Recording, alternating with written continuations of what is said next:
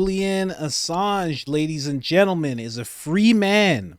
I don't usually start the episode like that, but I just wanted to show that. That was him meeting up with his lawyer. The woman that he was kissing and holding in the air was, of course, his wife. This gentleman over here is his father. He is reuniting with his family. In that way, 14 years, he hasn't been able to do that. He hasn't been able to kiss his wife while he was in prison. You're not allowed to do that type of thing. He's had no privacy. Everything's been recorded. He's finally free because of a plea deal he took from the Biden administration, the DOJ. They got it going.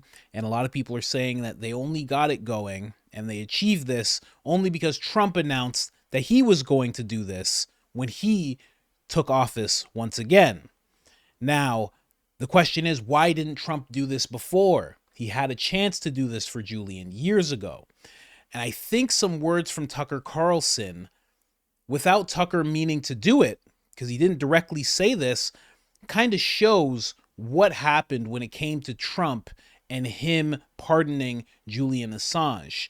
Now, it has a little bit to do with Mike Pompeo, and it's a conversation that they had about the JFK files being released and who stopped Trump from releasing those files in totality. Let's get into it. Right. It's a telling response. Did you hear Trump's take on the JFK assassination, why he didn't release the files? Yeah, I know what Trump's take is. He said that if you knew what I know, you wouldn't tell people either, which is crazy. Well, and that's his position on the UAP thing as well. Yeah. Actually. And that's a lot of people's position on it. I mean, Trump is saying, of course, the CIA had knowledge of it. That is known. I mean, the whole thing, it's so funny. There's so many levels and there's so much I don't understand. But the whole JFK conspiracy industry, and it really is an industry, more books written on that than almost any historical topic, is filled with wackos, right? There are a lot of wackos in there. But that fact obscures the larger fact, which is the facts themselves tell an unbelievable story. Yeah. And so, whatever, I could get into it at great length. But they're still classifying documents 61 years later. Both Trump and Joe Biden have, in violation of my read of federal law, kept those documents secret. There's no living person connected to the Kennedy assassination. It was a couple generations ago. There's no one person whose secrets are being protected. It's an institution, or maybe countries. There may be countries involved too. I mean, I don't know the answer, but there's clearly something worth protecting. And I know that when I spoke to someone who'd seen the documents, 2 years ago, and I got one fact out of him, which is, yes, the CIA was involved. And by CIA is a huge organization, but James Jesus Angleton, the head of the operations directorate, had knowledge of this, which I think is well known. But that's the view of someone who saw the documents. So I thought that was news. So I went on TV and said that.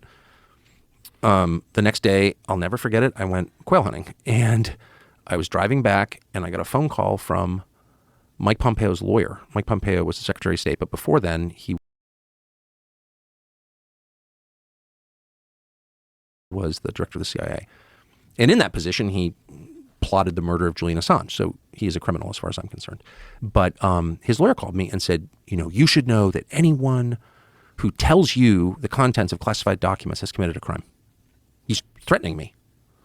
He's in my car. With my dog sitting next to me. I'll never forget this. And I said, are you really saying that to reveal that the U.S. government had a role in the murder of a democratically elected president, to say that out loud, that's the crime? What about the actual crime, which is murdering a president? Like, you're covering up for that, Mike Pompeo. What did he say to that? He had no response at all.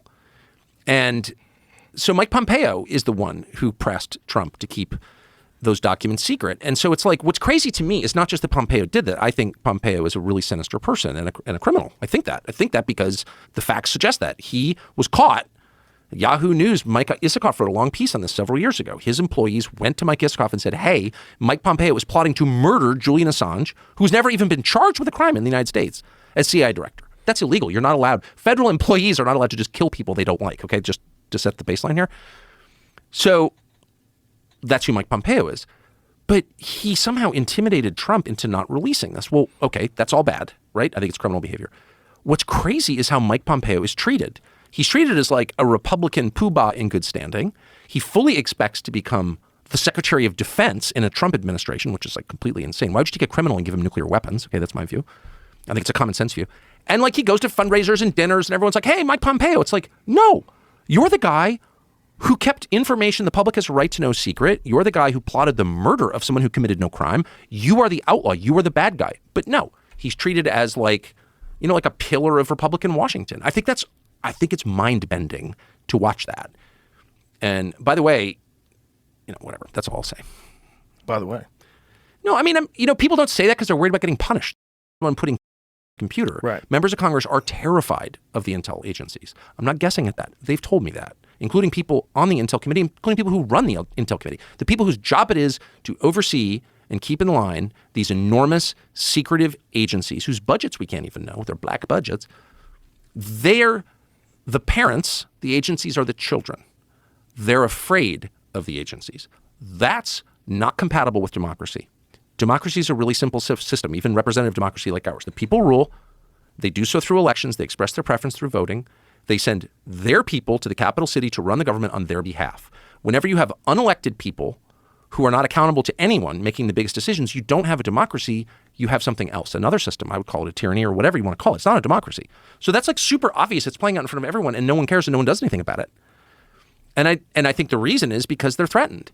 And if you look at the committee chairmen who allow this shit to happen year after year, they're all, and I don't know, people say, oh, they're compromised or being blackmailed or whatever. I don't have evidence of that, but I know them and they all have things to hide. I know that for a fact. Interesting, right? So Tucker says all that. He doesn't actually touch on the whole Julian situation more, but he does say that Pompeo must have been the person, allegedly, because I don't know either. I've never met Trump. You know, I've never met any of these people. Not even Joe. Would you believe it? But if he pressed him successfully on not releasing the JFK files, and we know that Julian embarrassed the agencies, embarrassed a certain lady who allegedly had something done in regards to a certain election, not a presidential election or anything, but, you know, it was a lady who deleted a lot of emails because of this whole thing, right? He released videos that, you know, everything from military to agencies to people who are trying to take office, lower level offices, not presidential offices. He embarrassed all of them. But he embarrassed agencies especially. So it's very possible, I think, that Mike Pompeo would have pressured Trump to not pardon Julian Assange as well. Right? Have him in jail a little longer, have him imprisoned a little longer, have him, you know, feel the for lack of a better term, I mean, I don't know, I've never been locked up, but it seems like torture. Being away from your family, being away from your friends, it seems like torture. Especially when you can be close to them, but only under, it's like slavery almost, you know. You can meet with them, but only under certain terms. And if you don't behave, maybe that'll get revoked. And once they leave, you're by yourself and you're just alone with your thoughts again. And for long periods of time, it just seems terrible.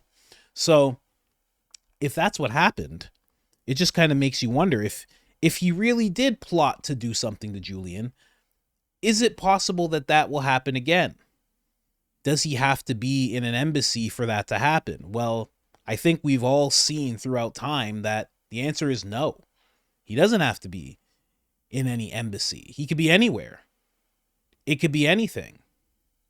It could be, you know, what usually happens. It could be Epstein style. It could be food. It could be anything. So I wonder if he's safe. I hope that they're taking precautions and having security around. But it just made me think, as soon as I heard he was free, I heard Tucker Carlson in another interview. It wasn't even in the JRE. I just do this because this is the channel. This is the JRE channel. But when I heard Tucker talk about that, I remembered he said that in the interview. And all of a sudden, it kind of sparked something. You know, maybe that gentleman was the reason that Julian has had to stay in that situation for so long and has had no chance of coming out. And the only thing that could possibly make it so he could get out is the fact that Trump is like, I'm gonna release him. I'm gonna pardon him. It's gonna be me. The Biden administration, maybe went over this gentleman's head and said, hey, listen, we're doing it. We got to do it. We got to be the ones to do it. Same way he's trying to be the one that's securing the border now with this executive order that's actually doing nothing but making headlines. It's not actually fixing the problem whatsoever. It's very interesting. Just a thought that I was having. Let me know what you guys think in the comments. Do you think Julian's safe? Do you think he's going to get all sad and something happens? What do you think is going to happen from here on out? I'm hoping that there's already security around him. I'm hoping the fact that he was in Australia, or that he touched down back home in Australia, and Tucker Carlson has been in Australia at the exact same time, means that Tucker has given him a breakdown of what to do and what not to do. Maybe they're setting up an interview. Maybe he's planning some kind of comeback in the journalistic realm. I don't know. And then, the hoper in me, the dreamer in me is like, as soon as he sat down, he was just like, okay, back to work. But I know he hasn't done that, and I wouldn't expect him to do that. We don't deserve somebody that fast to get back to work. We don't deserve someone like that. He already gave up 15 years of his life to all of us. And if you don't realize it, that's really what he did for all of us. Didn't even commit a crime, just did journalism. But anyways, guys, I'll leave you with this. Julian wanted me to sincerely thank everyone. He wanted to be here. But you have to understand what he's been through. He needs time. He needs to recuperate. And this is a process. I ask you, please, to give us space, to give us privacy,